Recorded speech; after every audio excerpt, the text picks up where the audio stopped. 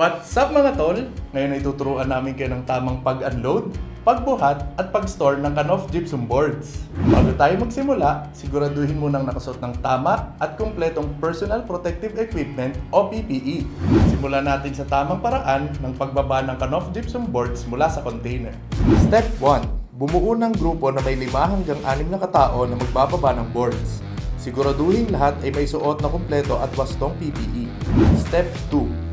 Siguraduhin kapantay ng container ang sahig o platform na tatayuan ng grupo. Step 3. Ihanda ang billets na papatungan ng mga ibababang boards. Mga tol, safety first. Bago mag-unload ng gypsum boards, siguraduhin malinis at walang sagabal ang daan. I-check ang paligid para iwas aksidente. Step 4. Unang ibaba ang ilan sa nakatagilid na boards sa gitnang bahagi at isandal ang natitira sa nakahigang boards upang magkaroon ng espasyo sa gilid ng container.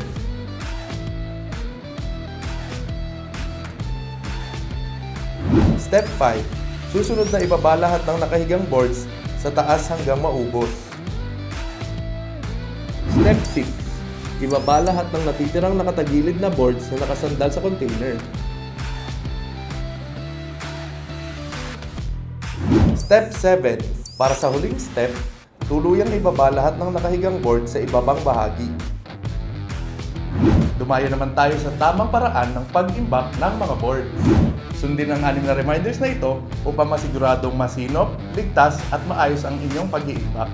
Pumili ng lugar na tuyo at ligtas mula sa pagpasok ng tubig. Maaaring ikamada ang gypsum boards na hanggang 5 patong. Gumamit ng 4 na billet na may pagitan na 600 mm pabalagbag sa 8 feet board. Siguraduhin na pantay ang pagkakalagay ng mga billet kada paleta. Maaaring maglagay ng panapin na may 9 to 12 mm na kapal sa ibabaw ng billet na may pagitan na hindi lalagpas na 2 feet. Ang inirerekomenda na bilang ng gypsum board sa isang kamada ay para sa 9 mm, 110 sheets at para naman sa 12 mm ay 86 sheets. Ilang paalala: itago ang gypsum board sa tuyo at maaliwalas na lugar upang maiwasan ang moisture at amag. Gumamit ng pallets, risers o anumang suporta para maiangat ang mga boards mula sa sahig. Ilagay ang mas mabigat na board sa ilalim at ang mas magaan sa ibabaw. Huwag iwang nakasandal ang mga board sa pader para maiwasan ang pagkabaluktot. Importante ring malaman ang tamang paraan ng pagbuhat ng boards. Step 1. Sa pagbubuhat ay kailangan ng 2 tao na nakasuot ng kumpleto at wastong PPE.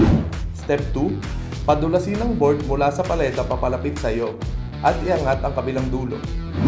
Step 3. Pagkaangat ay isandal ang board sa balikat bilang suporta at buhatin sa pamamagitan ng paghawak sa parehong ibaba at taas ng board. Step 4. Ang taong nasa harapan ang gagabay sa paglalakad. At ayan mga tol, natutunan na natin ang tamang pag-unload, pagbuhat at pag-store ng ating Kanoff gypsum board. Tandaan, ang tamang proseso ay hindi lamang para sa kalidad ng produkto, kundi para sa kaligtasan ng lahat. Kung nais mo naman matuto ng tamang pag-install ng Kanoff gypsum boards, mag-enroll na sa Kanoff Academy.